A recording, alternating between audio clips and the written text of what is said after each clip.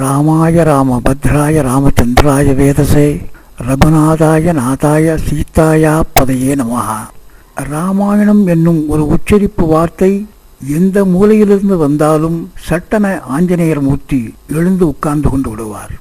ஏன் ராமனையும் சீதையையும் கூட விதியானது பிரித்து வைத்திருக்கலாம்.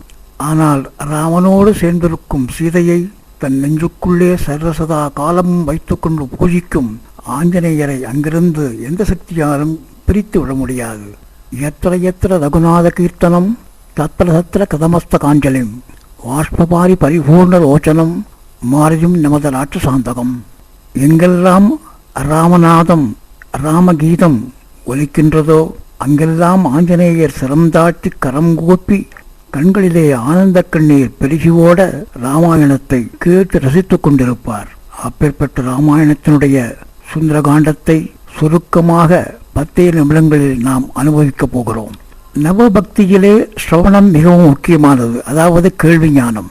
அதிக தூரம் நடந்தால் கால் வலிக்கலாம், அதிக வேலை செய்தால் கை வலிக்கலாம், அதிக நேரம் பார்த்து கொண்டிருந்தால் கண்கூட வலிக்கலாம். ஆனால் எவ்வளவு நேரம் வேண்டுமானாலும் நல்ல விஷயங்களை கேட்டுக்கொண்டிருந்தால் அது தேனாக இனிக்குமே தவிர கேட்க கேட்க காதெல்லாம் எனக்கு வலிக்கிறது என்று யாராவது சொல்கிறார்களா?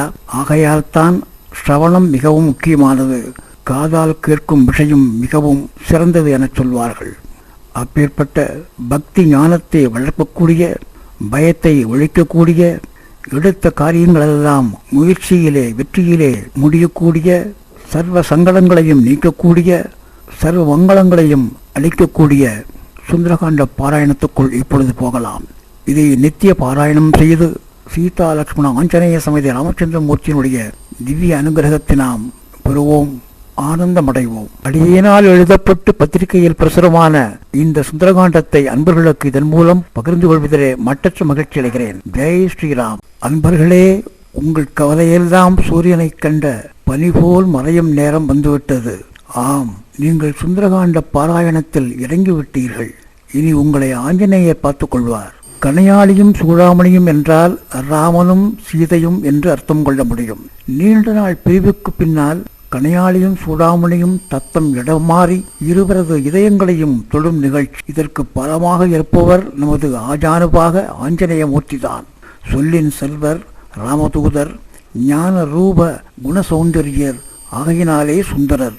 இப்படி பல பெயர்களை தாங்கி அடக்கமாக இருப்பவர் நமது ஆஞ்சநேயர். தன் பலம் கூட தாம் அறியாதவர். சுந்தரகாண்ட தலைவர் சுக்ரீவன், அமைச்சர், தன்னம்பிக்கை, உழைப்பு, விடாமுயற்சி, இதன் மூலம் வெற்றி நிச்சயம் என்ற உண்மையை உலகுக்கு உணர்த்தியவர். அப்பேற்பட்ட சுந்தரகாண்ட கர்ணகர்த்தாவாக வழங்கக்கூடிய ஆஞ்சநேயரின் பங்கு இராமாயண பெருங்காப்பியத்திலே சுந்தரகாண்டத்தில் பளிச்சிடுகிறது. இந்த புண்ணிய நிகழ்ச்சிகளை நித்திய பாராயணம் செய்வதன் மூலம் போய பழையும் புகுதருவான் என்னெனவும் தீயினில் தூசாகும் என்று ஆண்டாள் உரைத்தது போல் பாவங்கள் எல்லாம் பறந்து மறைந்துவிடும், நினைத்தது கைகூடும், வெற்றி கட்டும். 8 திசைகளிலும் சீதையை தேடும் பணிக்கு வானவீரர்கள் முடுக்கிவிடப்பட்டாலும் தென் திசை நோக்கி செல்லும் பாக்கியம் ஆஞ்சநேயருக்கு கட்டுகிறது. ஜடாயுவின் அண்ணனான சம்பாதியின் மூலம் சீதையின் இருப்பிடம் தெரிந்து கொண்ட வானர வீரர்கள் வயது முதிர்ந்த ஜாம்பவானின் உதவி கொண்டு ஆஞ்சநேயனை இலங்கை சென்று சீதையை தேடும் பணிக்கு பணிக்கின்றார்கள். ஆஞ்சநேயனுடைய வீரம் ஜாம்பவானின் மூலம் வெளிப்படுத்தப்படுகிறது. தன் பலம் தான் அறியாத ஆஞ்சநேயர் தற்போது தான் கொண்ட பலமறிந்து மகிழ்ச்சி அடைகிறார். மகேந்திர மலை மீது ஏறி நின்று தென் திசை நோக்குகிறார். ராமநாமத்தை ஜபிக்கிறார். தனது தாய் தந்தைகளை நினைக்கின்றார். அப்போது அவருக்கு தன்னம்பிக்கை பிறக்கிறது. சீதையை நிச்சயம் காண்பேன் என உறுதிமொழி எடுத்துக்கொள்கிறார். கால்களினால் தலையை அழுத்துகிறார். கைகளினால் புஜத்தை தட்டுகின்றார். உறக்க கர்ஜிக்கின்றார். பின் மூச்சை அடக்கி உந்து வசியினாலே ஆகாயத்தில் தண்டிசை நோக்கி பறந்து கடல் மேல் சொல்கின்றார். மீன்குட்டிக்கு நீந்த கற்றுக் கொடுக்க வேண்டுமா என்பது போல் வாயுபுத்திரனுக்கு பறந்து செல்வதிலே எந்தவிதமான கஷ்டம் தெரியவில்லை. நல்ல காரியங்கள் செய்யும் போது தடைகளும் சில இடைப்படுவது இயற்கையாகவே உள்ளது. அது ஆஞ்சநேய மூர்த்திக்கும் விலக்கல்ல. மைனாகமலை கடல் மட்டத்திலிருந்து மேலே கிளம்பி வருகிறது. பறந்து வரும் ஆஞ்சநேயரை வழிமறித்து நன்றி கடன் செலுத்தும் தருவாய் வந்துவிட்டது.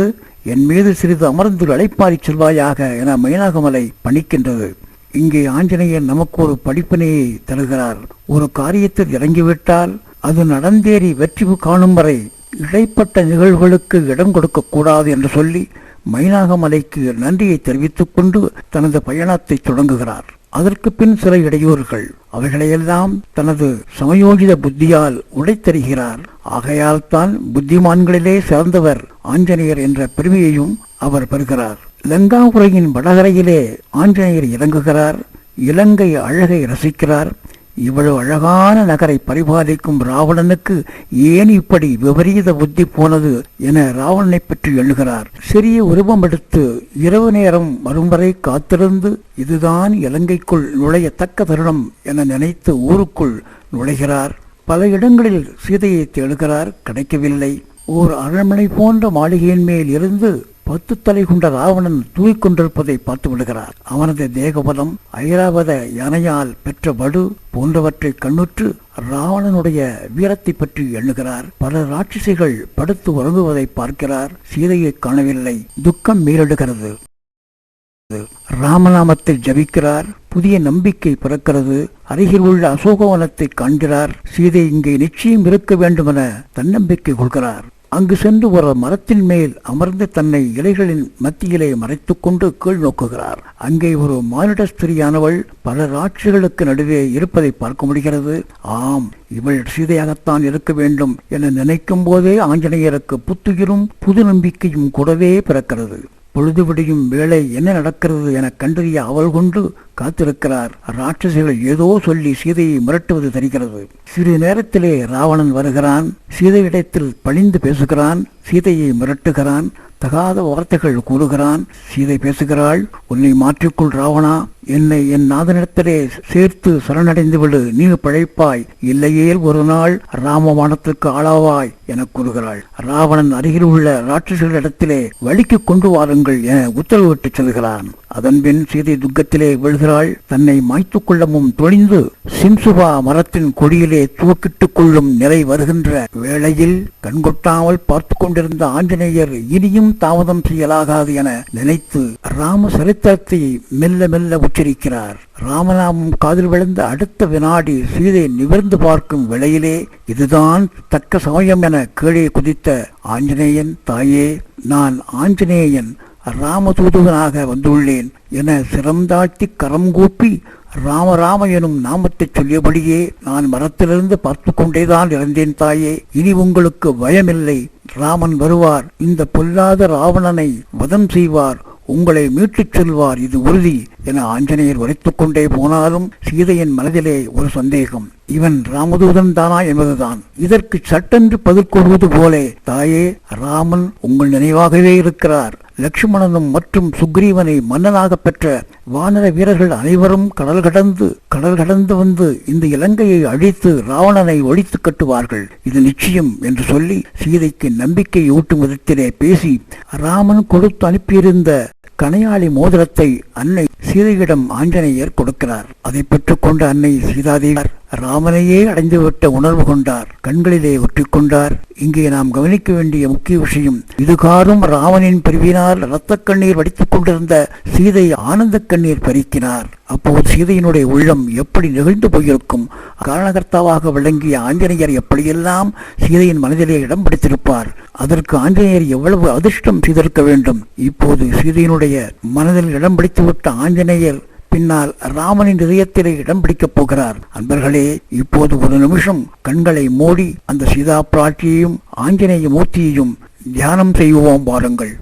பலவித தைரிய வார்த்தைகள் கூறி சீதைக்கு தொடர்ந்து ஊக்கமளிக்கிறார் ஆஞ்சநேயர். நான் சுக்ரீவனிடத்திலே வேலை பார்க்கும் சாதாரணமான மந்திரிதான் என்றும் என்னை விட ஆயிரக்கணக்கான பரசாலிகள் சுக்ரீவனிடத்திலே உள்ளார்கள் என்றும் கூறுகிறார். அப்பேற்பட்ட சுக்ரீவனிடத்திலே நட்பு கொண்டிருக்கிற ராமனுக்கு வெற்றி நிச்சயமே என மன்னன் சுக்ரீவனையும் தூக்கி வைத்து பேசுகிறார். பின் சீதையிடமிருந்து விடைபெறும் முன்பு, தாயே, நான் உங்களை சந்தித்து பேசியதற்கு அடையாளமாக நீங்கள் ராமனுக்கு ஏதாவது கொடுக்க முடியுமானால் அதை ராமனிடம் சமர்ப்பிக்கிறேன் என ஆஞ்சநேயன் கேட்கவே தான் பத்திரமாக முடித்து வைத்திருந்த சூடாமணி ஆபரணத்தை ஆஞ்சநேயரிடம் கொடுக்கிறார் சீதை. அதை வாங்கி கண்ணிலே ஏற்றுக்கொண்ட ஆஞ்சநேயர் சீதையை வணங்கி விடைபெறுகிறார். பின் ஆஞ்சநேயருக்கு ஒரு யோசனை தோன்றுகிறது. அது என்ன யோசனை? நாம் இப்படியே திரும்பி விட்டால் ஒருவேளை நாம் வந்த விஷயம் ராவணன் அறிந்து சீதையை கொல்ல முயற்சிப்பான். ஆகையால் ஒரு பயத்தை ராவணனிடத்திலே ஏற்படுத்த வேண்டும் என எண்ணுகிறார். இந்த இடத்திலே நாம் எல்லோரும் நினைப்பது என்னவென்றால், வந்த காரியம் ஆஞ்சநேயனுக்கு முடிந்து விட்டது, திரும்பி போக வேண்டியதானே. இந்த நேரத்திலே ஏன் வீணாக அதிக பிரசங்கித்தனம் செய்து அசோகவனத்தை அழித்து இலங்கையெல்லாம் எரித்து விபரீதத்தை ஏற்படுத்துகிறார் என்று. ஆஞ்சநேயரோ அறிவில் சிறந்தவர், சொல்லின் செல்வர், இதிலும் வெற்றி கொள்பவர். ஆகையால் துணிந்து தன்னம்பிக்கையோடு ஒரு பயத்தை ராவணனிடத்திலே ஏற்படுத்தி விட்டுத்தான் போக வேண்டும் என்றும், அது மட்டுமல்ல, இப்படி ஒரு பயத்தையும் எதிரியின் நிலைமையையும் ராவணனுக்கு புரிய வைத்து விட்டால் ராவணன் சீதை மேல் வைக்கும் கவனம் திசை மாறி எதிரியை சந்திப்பதிலே அவனது கவனம் மாறிவிடும் என ஆஞ்சநேயர் நினைத்தது 100க்கு 100 உண்மைதான். ஆகையால் தான் இந்த விஷப்பரட்சியிலே ஆஞ்சநேயர் இறங்குகிறார். அசோகவனத்தில் உள்ள மரங்களையெல்லாம் பிடுங்கி எறிகிறார். அங்கு எதிர்கொள்ளும் ராட்சசர்களையெல்லாம் கொல்கிறார். விஷயமறிந்து ராவணன் ஜம்புமாலி என்னும் வீரனை அனுப்பி ஆஞ்சநேயரை தாக்குகிறான். பயனில்லை, ஜம்புமாலி இறந்து விடுகிறான். அதன்பின் தனது செல்லப்பிள்ளை அக்ஷயகுமாரனை ராவணன் அனுப்புகிறான். அக்ஷயகுமாரனோடு வெகுநேரம் ஆஞ்சநேயர் சண்டை போடுகிறார். வெகுநேரம் என்ற வார்த்தை ஏன் இங்கே உபயோகப்படுத்தப்படுகிறது என்றால், ஆஞ்சநேயர் அந்த அக்ஷயகுமாரனுடைய வீரத்தை வெகுவாகவே ரசித்து கொண்டும் அவனது தைரியத்தை பாராட்டிக் கொண்டும் அவனை கொல்ல மனமில்லாமல் நீண்ட நேரம் வேண்டுமென்றே சண்டை செய்தார். இறுதியிலே யுத்த தர்மம் கடைபிடிக்கப்படுகிறது. அக்ஷயகுமாரன் ஆஞ்சநேயரால் வதம் செய்யப்படுகிறான். அக்ஷயகுமாரன் இறந்த செய்தி கேட்டவுடனே ராவணனது மனதிலே இனம் தெரியாத பயம் ஒன்று ஏற்படுகிறது. இன்னும் சொல்லப்போனால் பயமே அறியாத அவன் வாழ்க்கையிலே முதலாக ஒரு பயத்தை ஆஞ்சநேயர் உருவாக்கினார் என்று சொன்னால் அது மிகையாகாது. இப்போது எண்ணி பார்ப்போம், ஆஞ்சநேயனுடைய செயலானது அதிக பிரசங்கித்தனமானதா? இல்லவே இல்லை. ஆஞ்சநேயர் செயல் சமயோஜித புத்தி கொண்டது. ராவணன் தனது வீரமைந்தன் இந்திரஜித்தை அனுப்பி அந்த குரங்கை பிடித்து வா என உத்தரவிடுகிறான். இந்திரஜித்துக்கும் ஆஞ்சநேயருக்கும் பலத்த யுத்தம் நடக்கிறது. இறுதியில் யுத்தத்தில் பயனின்றி போகவே இந்திரஜித் தனது பிரம்மாஸ்திரத்தால் ஆஞ்சநேயரை கட்டிவிடுகிறான். பிரம்மாஸ்திரம் தம்மை ஒரு முகூர்த்த நேரமே கட்டுப்படுத்தும் என்பதை நன்கு அறிந்திருந்த ஆஞ்சநேயர் பொறுமையுடன் இருந்தார்.